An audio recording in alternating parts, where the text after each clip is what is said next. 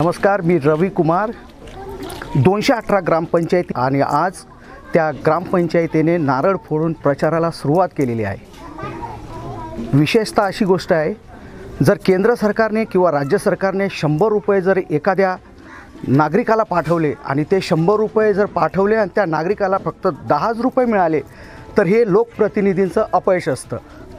आणि जर का केंद्राने किंवा राज्य सरकारने 100 रुपये पाठवले तर 100 रुपये त्या नागरिकाच्या खिशात पडले तर ते लोकप्रतिनिधींचं यश असतं असं म्हटलं जातं. आज आपण वेलाणे गावाचा प्रचाराचा नारळाचा शुभारंभ झालेला आहे आणि त्या वेलाणे गावाचे सदस्य आपल्यासोबत आहेत. त्यांच्याशी आपण आज या प्रश्नांवर चर्चा करणार आहोत की मुळात तुम्हाला लोकांनी मतदान का केलं पाहिजे, मुळात तुम्हाला लोकांनी का मतदान दिलं पाहिजे आणि लोकांपर्यंत तुम्ही काय विजन ठेवून जाणार आहात, या संबंध विषयावर आपण आज चर्चा करणार आहोत. तर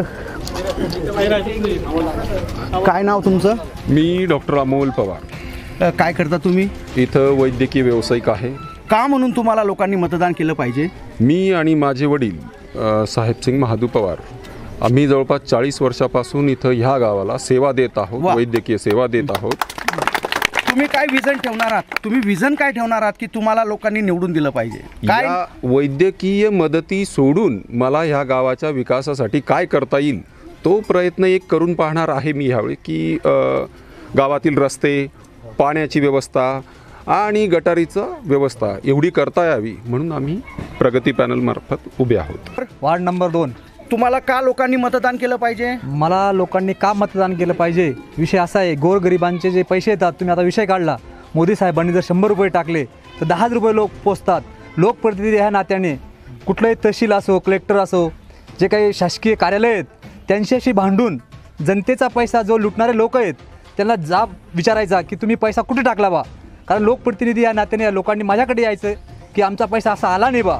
प्रत्येक माणसाची काही समस्या असेल त्यांना घेऊन त्या समस्याशी तडीस नेण्याचं काम मी या लोकांसाठी करणार आहे. जे उमेदवार आहेत त्यांचं विजन इतकं मोठं आहे की लोक म्हणतात की मला वैद्यकीय सेवा, जर मी या लोकांना वैद्यकीय सेवा सोडून जर मी लोकांची मदत केली तर लोकांचा शैक्षणिक असो, सामाजिक असो, आर्थिक असो, अशी जर मी मदत केली तर नक्कीच लोक तुम्हाला मदत करतील. आणि मी या गावाचं एक वैशिष्ट्य ऐकलेलं आहे.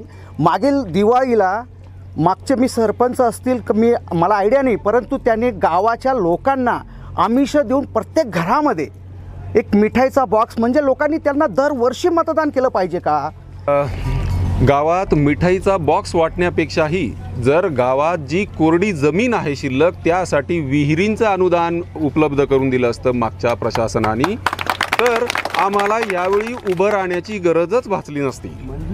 मंजूर विहिरी त्यांनी त्या बंद केल्या आणि गावात विहिरींचा ॲक्च्युली 5 वर्षापासून एकही अनुदान मंजूर झालेलं नाही. मंजूर झालेल्या विहिरीही त्यांना मिळू दिल्या नाहीत, घरकुल योजना मिळू दिल्या नाहीत, गोरगरिबांना ते अनुदान प्राप्त झालं नाही.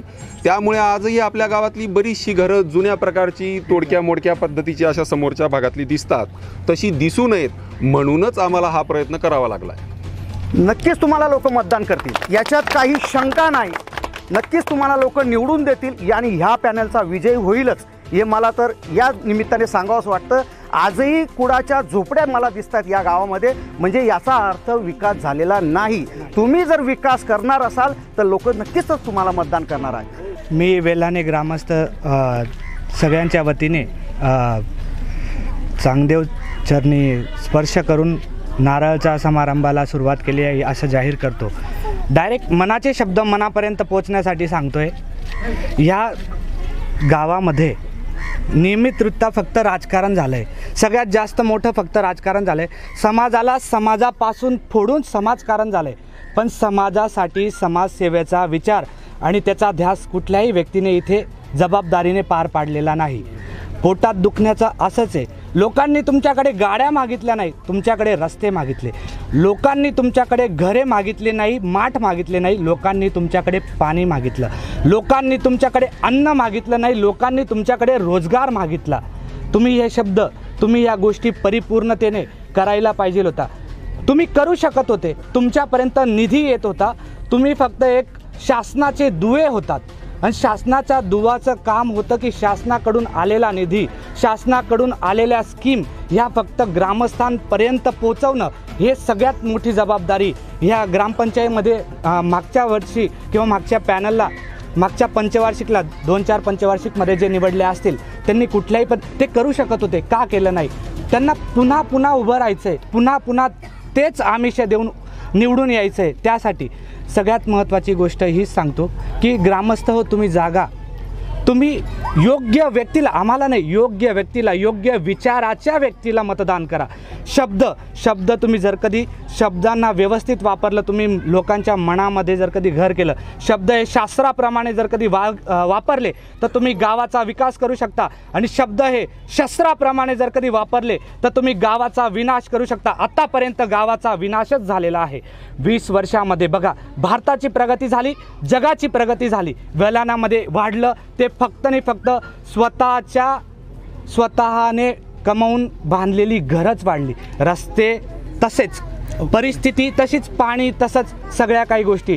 मी पूर्ण ग्रामस्थांना मनापासून विनंती करतो, योग्य उमेदवार निवडा, योग्य मतांचा, योग्य विचारांचा उमेदवार निवडा. काय नाव दादा तुमचं? वजयसिंग पवार.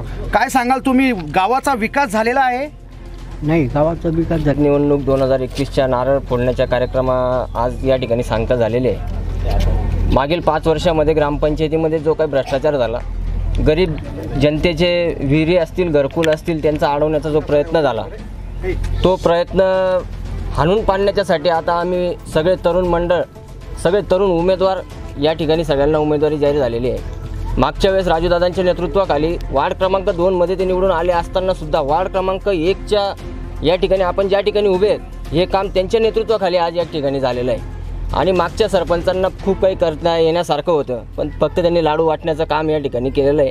त्याच्या व्यतिरिक्त दुसरं काम या जनतेच्यासाठी त्यांनी कोणी केलेलं नाही आहे. आणि जनता नक्कीच त्यांना प्रचाराला आल्याच्या नंतर जाब विचारेल, ही आम्हाला शाश्वती आहे. आणि तो जाब जनतेने विचारला पाहिजे. आम्ही चांगलं काम करणार आहे. गावातले रस्ते असतील, पाणी असतील, सार्वजनिक विहिरी असतील, प्रत्येकाला, प्रत्येक लाभार्थ्याला त्याची सिंचन विहीर असेल, घरकुलाचं काम असेल, जे काही ग्रामपंचायतीकडनं काम करण्याच्या सारखी योजना असतील, ठक्कर बाप्पा आदिवासी योजना असेल, डॉक्टर बाबासाहेब रमाबाई आंबेडकर घरकुल योजना असेल, त्या योजना प्रत्येक सामान्य समाजातल्या नागरिकापर्यंत पोहोचवण्याचं काम आम्ही या ठिकाणी प्रामाणिकपणे करणार आहोत. एवढं मी या ठिकाणी सांगतो. तर आपण आज इथेच थांबूया. पुढील गावाला पुढील क्षणी जाब विचारून ते बोलण्यासारखं नव्हतं, काम करणारे नव्हतेच. बघितलं तर या गोष्टीसोबत आपण इथेच थांबूया.